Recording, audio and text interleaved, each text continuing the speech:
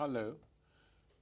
Today I'm going to talk to Pátrik Kόκμπερn, who's now can only be described as a veteran reporter and journalist who has covered the wars of the United States in the Middle East since they began with the invasion of Iraq, and was reporting from the region a long time before on the sanctions against Iraq, etc. We're now at a critical stage where a new organization has emerged, and Pátrik has written a new book, The Jihadi's Return, which is an extended essay on the emergence of ISIS and its links to the Sunni population in Iraq and the likely consequences of this for the region.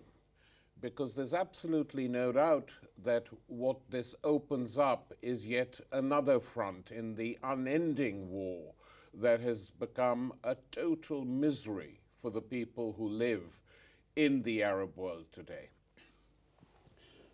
Pátrik, let's begin by inquiring about the origins of the Islamic State group, ISIS as they call themselves. Where do they come out from, and when did they start? Well, they come most immediately from Al-Qaeda in Iraq, which was at the height of its influence in 2006, 2007, when it was an element, but not the only element, in the Sunni resistance to a Shia government and the American occupation. Ideologically, it comes out of the jihadi movement, and actually its religious beliefs are not that much different from Saudi Wahhabism, the variant of Islam, which is effectively the state religion of Saudi Arabia, with its denigration of Shia as heretics, Christians, Jews. It's just carrying these beliefs to a higher and more violent level.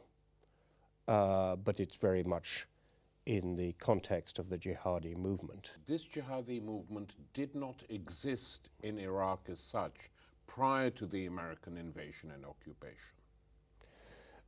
No, it didn't. And Saddam arrested anybody who was an obvious jihadi. I mean, it was always an absurd pretense at the time of the invasion of Iraq to say that Saddam had any connection with the jihadis or 9/11, though such was the volume of propaganda at the time that 60% of Americans believed that somehow Saddam was linked to 9/11. So, following through on this, we have the American occupation, we have a Shia government which they have effectively put into power, and we have the beginnings of an uprising in the early days of the occupation, which involved not just Sunnis, but also Muqtada al-Sadr, who was very hostile to the occupation.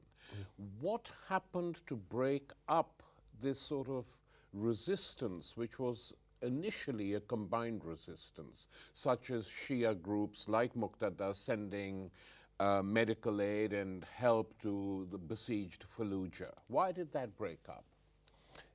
The unity between the two, the Sunni and Shia resistance to the Americans, was always tentative, although taken very seriously by the Americans.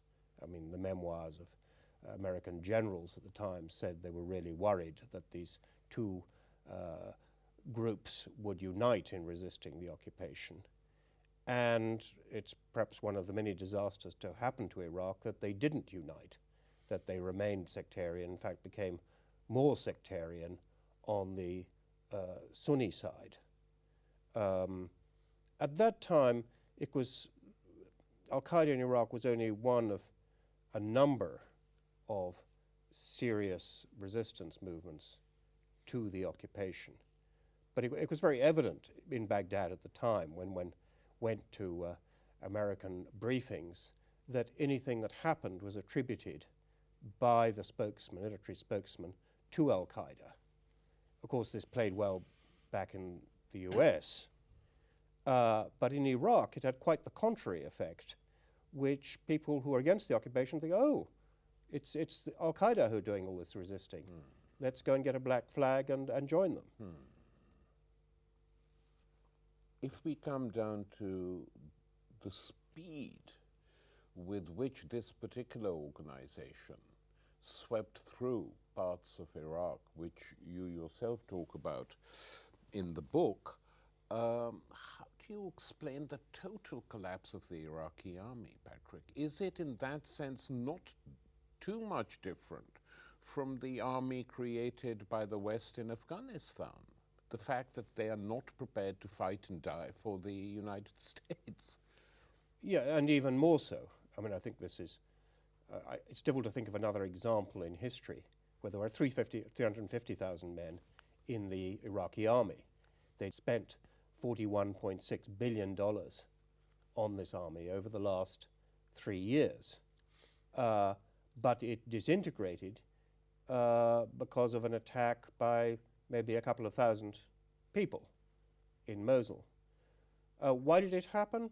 Well, the army was rather extraordinary. I mean, a four-star Iraqi general I was talking to, who had been forcibly retired, said the beginning of the disaster was that the Americans, when they set it up, insisted that supplies and things like that should be outsourced, privatized. So immediately, a colonel of a battalion nominally of 600 men would get money for 600 men. In fact, there were only 200 men in it, and would pocket the difference, which was spread out among the officers. And this applied to fuel, applied to ammunition. When, at the time of the fall of Mosul, there were meant to be 30,000 troops there.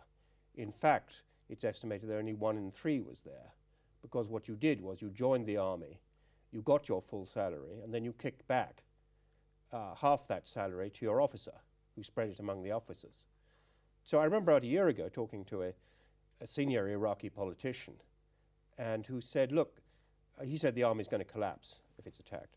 I said, surely some will fight. And he said, no, no, no, you don't understand. The officers are not soldiers, they're investors.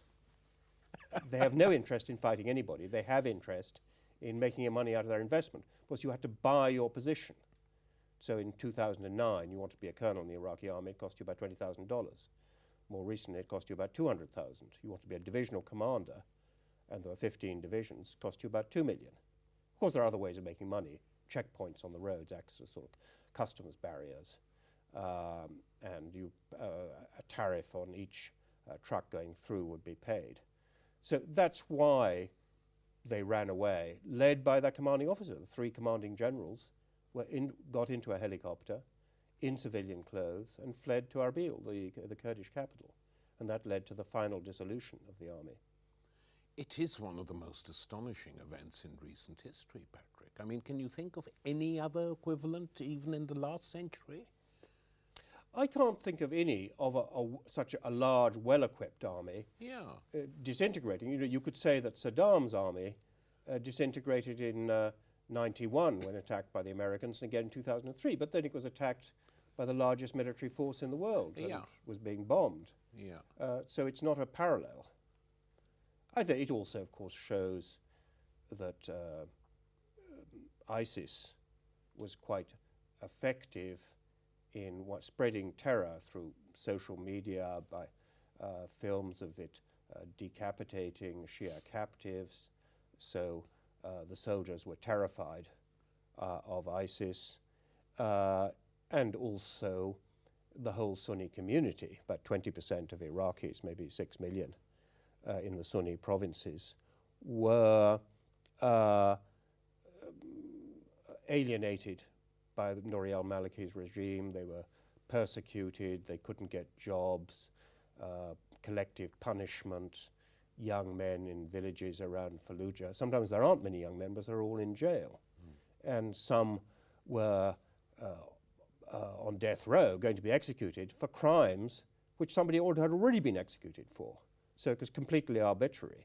So not surprisingly, to this day, and it's one of the reasons that ISIS still has support, that for all its bloodthirstiness, for a lot of the Sunni community, it's better than the Iraqi army and the Iraqi Shia militias coming back. I mean, this is something which, apart from yourself and possibly one other journalist in the entire Western media, is not being reported at all, that however violent and brutal this group seems and is, it does have some support amongst the population.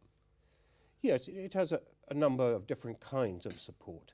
It has support of the alienated Sunni community in Iraq and also in Syria, that at least they're victors. After all, these people have been defeated. They were defeated in 91 by the Americans. They're defeated again in 2003. They're marginalized, persecuted. So victory is important to them. I think also they appeal to jobless young men. I mean, sometimes referred to as the underclass, but actually just the poor young men. Poor unemployed. Poor unemployed young men with nothing in front of them, that this does have an appeal for them. And the alternative is pretty bad. I mean, the few successful counterattacks made primarily by the Shia and Kurdish militias, that they've immediately driven out the Sunni from areas where ISIS had driven out the Shia. So from the Sunni point of view, they don't have much alternative but to stick with ISIS. And is there no alternative Sunni organization which at least offers a different political program apart from this sort of fanaticism shown by ISIS? I mean, what about the Association of Sunni Scholars? They've all been they're either come back numbers or they sort of went along with ISIS, trying to sort of ride the tiger. It was believed in Baghdad, and I think really until about a month ago, that yes, ISIS had appeared to have won these great victories, but in fact they were simply the shock troops of the Sunni community, and there were tribes, and there were former army officers, and there were others like the scholars who would displace them once the Shia had got, the Sunni had got what they wanted. I always thought this was wishful thinking, because ISIS tends to monopolize power just as soon as it can, even when it took power in an area in combination with others. It's also extremely paranoid, so it's going to kill anybody whom it thinks is preparing to stab it in the back or rise up against it. In Mosul, for instance, they seem to have taken hostage about 300 people, but former generals, sort of Sunni dignitaries, sort of people who they suspect might lead that sort of resistance. And in Syria, in Deir ez-Zor province, one tribe sort of rose up against them. They crushed it immediately, and they executed 700 of its members. So I think it's just wishful thinking to imagine that ISIS is going to be displaced in the areas it's conquered. Let's come to the next point. I mean, a lot of people have speculated that the Saudis, in some form or the other, if not the government directly, people close to the government in Saudi Arabia, were responsible for partially creating, helping, and funding this force as a sort of proto-Saudi intervention against Shia domination in Iraq after the occupation. To what extent is this true, if at all? There's some truth in it, but you know, one should avoid a conspiracy theory that the Saudis are the sort of the master who moves the pawns on the board, which is sometimes believed in parts of the Middle East. The Saudis have always been behind the jihadi movement in general, above all abroad, not within Saudi Arabia. And generally, they will support those who oppose Shia governments and don't really distinguish, or didn't really distinguish, who they were supporting. But it's also pretty clear that a lot of their support did go to ISIS, did go to other groups like Jabhat al-Nusra. This was often through private donors, not just Saudi Arabia, but Kuwait and Qatar and Turkey. That the US and Britain would distinguish between the moderate Syrian opposition in this corner and the jihadi extreme opposition in the other corner.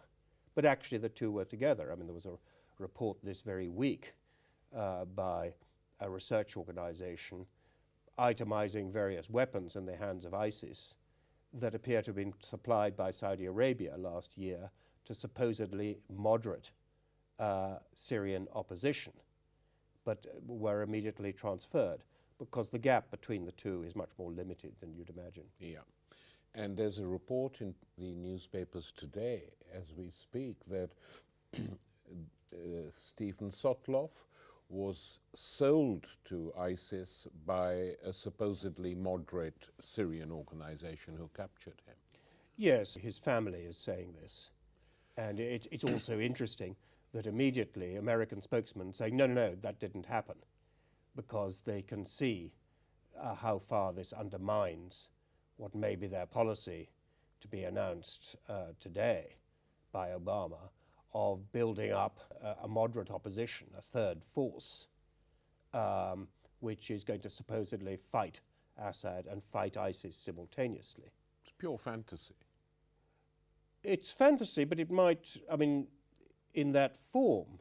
But I mean, it's interesting that the commanding general of the Free Syrian Army says that the Free Syrian Army commanders still in Syria now get their orders directly from the Americans.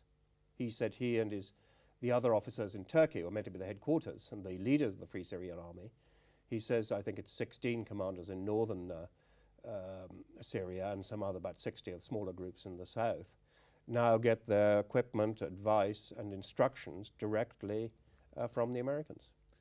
But Patrick, this again is pretty astonishing, that here we had, not so long ago, the entire Western world, led by the United States, determined to get rid of Assad, arming all these people.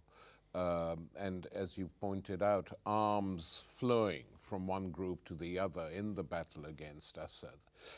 And now we are facing a situation where the United States might actually be bombing ISIS sites inside Syria. Is this possible? Well, I think so. I think they've gone so far down this road to suggesting this that I think that it'll certainly happen at some point. One of the strengths of ISIS is being able to operate in Iraq and Syria. At the same time. At the same time.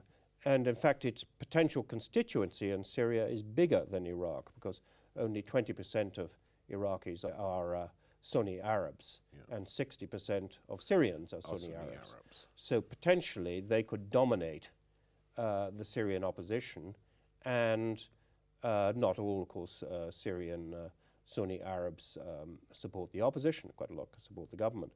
But they could have a far bigger reach there. And they're still expanding. I mean, they're 30 miles from Aleppo. They inflicted some of the biggest defeats, in fact, the biggest defeats, which the Syrian army has suffered in 3 years, were inflicted in Raqqa province within the last month by ISIS. Okay, now let's come to the third factor in the situation, not discussed seriously, but often referred to, is that the Kurdish parties in Syria and in Iraq are clearly opposed to all this and are fighting ISIS as best they can. The Kurds in Syria are under siege from them. The Kurds in Iraq are determined to fight them. To what extent is this effective, and why was the Peshmerga in Iraq not capable of dealing with them in a tougher way at the very beginning? I think probably the reputation of the Peshmerga in Iraq was exaggerated anyway. They haven't fought anybody apart from their own civil war, and that was in the 90s for many years. They were always good at mountain ambushes and at public relations, but otherwise it was always a bit exaggerated. I mean, maybe not their fault, they were fighting Saddam's enormous army, but that was exaggerated.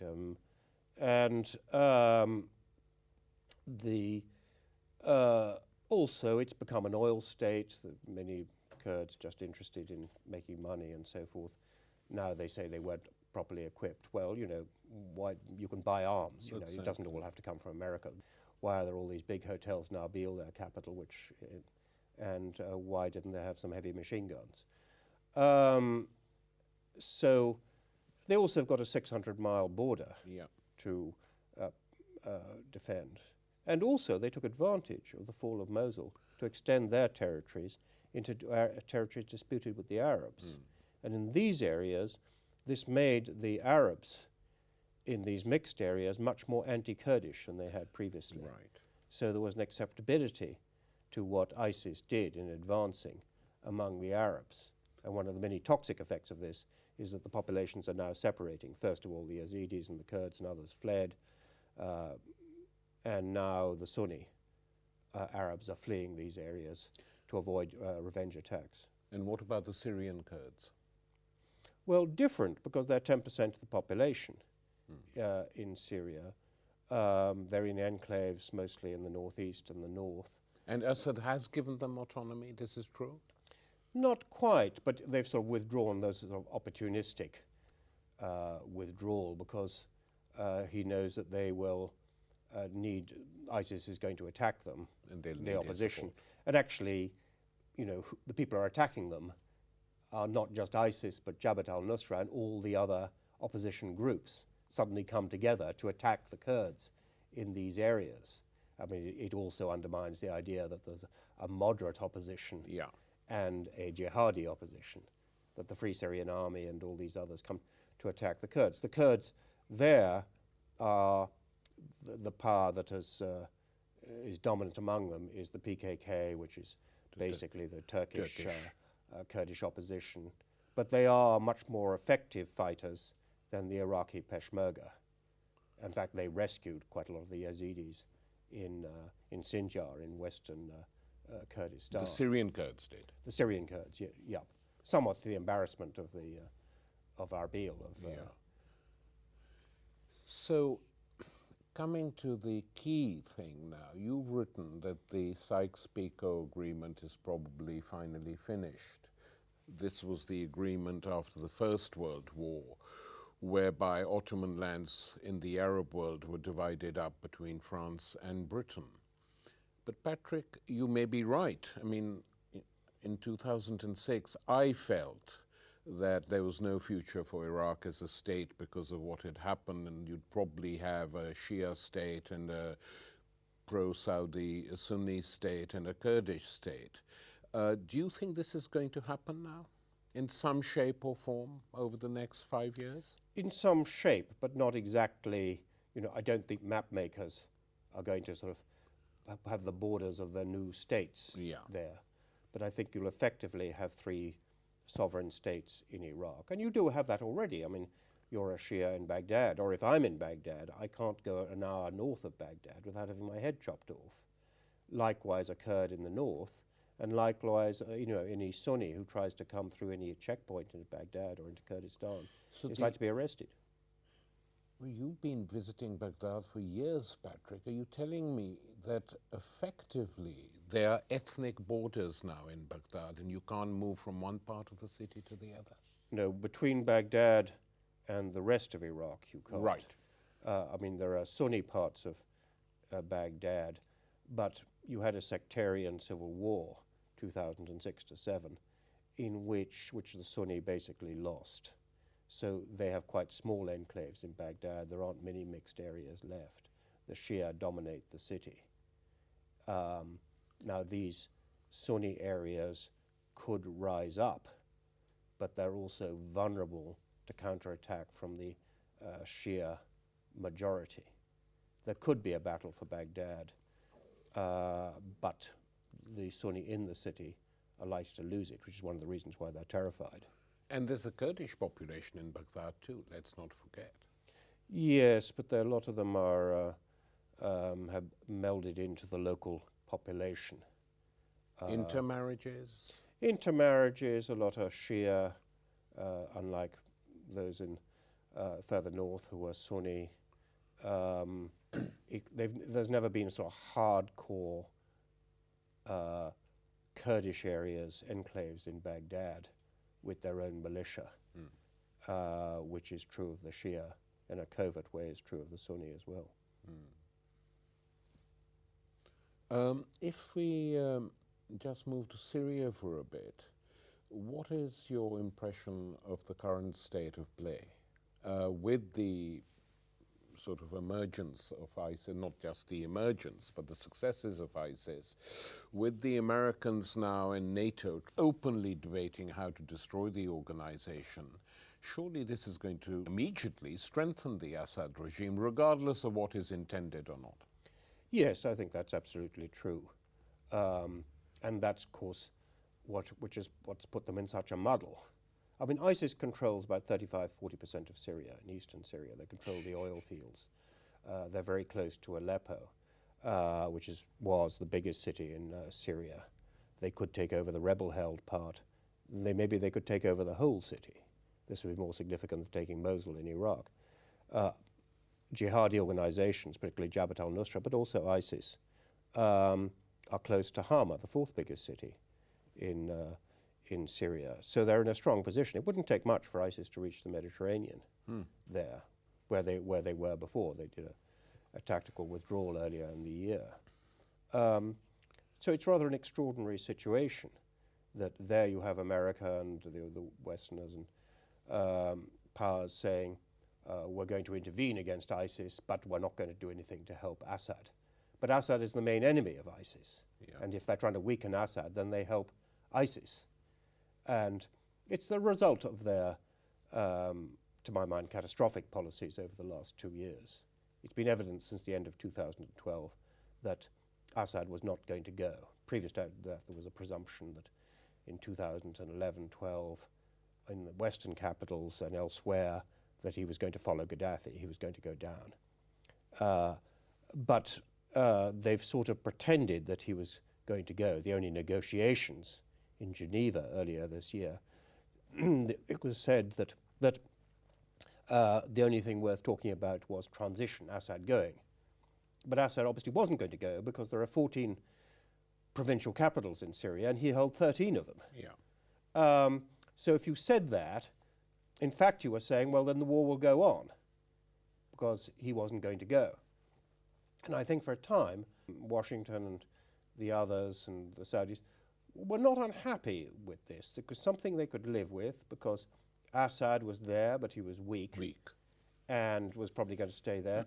And then the jihadis were there, but they were involved in their own civil war. But the great miscalculation was that on the jihadi side, one group would win out, which was ISIS. And secondly, this wasn't going to remain Syrian on Syrian or Iraqi on Iraqi, or even Muslim on Muslim. That after all, the new caliphate claims the allegiance of all Muslims and claims the allegiance of the world. So its ambitions are global.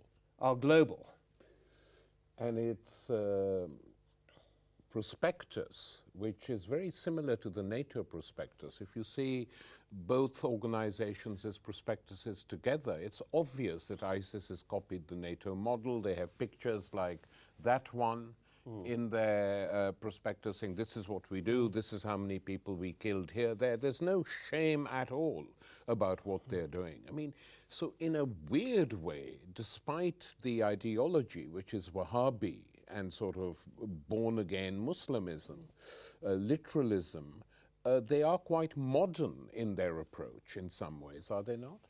Yes, I mean, rather amazingly so. You know, at the beginning of the Arab uprisings in 2011, blogging, new Twitter, YouTube were considered progressive instruments that would erode the power of police states and authoritarianism and so forth. But in fact, the people who have put them to greatest use have been jihadi organizations, and ISIS in particular, to spread their views, to spread terror very effectively. Because the families of an Iraqi soldier in Baghdad, you know, a soldier's wife, his mother, they've all seen this stuff. So they say, you know, Ali, don't go back to the army. You'll be killed. So this is pretty effective. Patrick, What is the United States going to do now? What are its options? I mean, do you think they can have any success in wiping out ISIS, which seems to be their plan? I mean, how the hell are they going to do it without ground troops? And all the available reports suggest that the Pentagon is opposed to putting in ground troops. Sure. I mean, are they going to find some Arab countries to act as their auxiliaries? Well, yes, but I think, you know, the auxiliaries some way back. I don't think they're going to commit troops. You know, the Syrian army, the Iraqi army fled, the Syrian army fought. It's still lost. Yeah. It lost an important airbase in Raqqa province a few weeks ago, although it fought very hard. So I think they'll be very nervous of fighting ISIS. The US is looking, Obama says, looking for local partners. It's a bit unclear what this means. Local partners in Baghdad, the parties have sort of come together because they're all terrified of ISIS. But when you look more closely, the Kurds have agreed nothing. The Sunni leaders have taken some jobs in Baghdad, but these are Sunni leaders who dare not go back to their own cities and towns because they'd get their heads chopped off. So it's still very disorganized and divided, and has only sort of happened under pressure from the US and Iran, who have parallel interests there. Well, do you know exactly the obvious ally in this, were they looking for serious allies in the region, would actually be Iran, which they're not prepared to consider because they've demonized Iran to such a level, and the Israelis would probably be hostile to any such notion. Because the Iranians could use any alliance with the Americans now to get a bomb quickly, like General Zia did during the war against Afghanistan.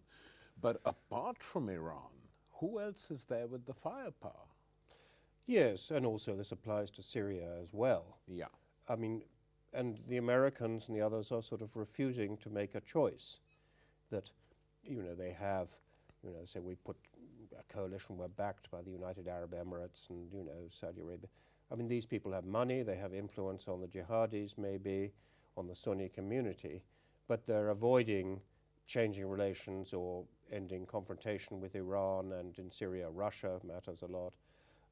They're still hostile to Hezbollah, that has been likely to be very, and the Kurds in Syria, who are fighting ISIS rather effectively.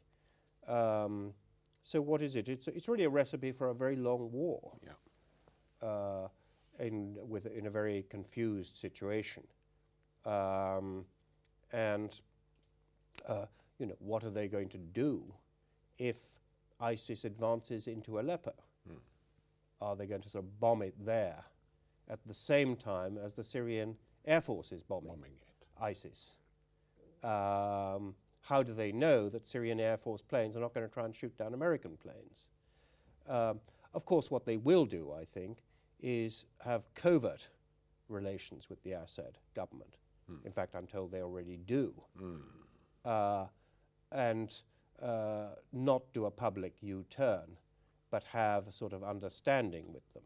As to some degree happened in Iraq after 2003, that although they were, Iraqis always used to say, of course, Iran and the US wave their fists at each other over the table, but they sort of shake hands under the table. Which they did. Oh, absolutely, yeah. I mean without the Iranian green light, it would have been difficult for them to take Iraq just like that. Oh, yes. Why did we have Nouri al-Maliki as the disastrous prime minister of Iraq for 8 years, and then reappointed in 2010? And I remember an Iraqi friend of mine, a diplomat, ring me up when Maliki was sort of basically got back as prime minister, and said, you know, the great Satan, America, and the axis of evil, Iran, have come together and provided our leader. Exactly. With catastrophic consequences for Iraqis. Exactly. So, Patrick, overall, the situation is pretty grim and likely to remain so.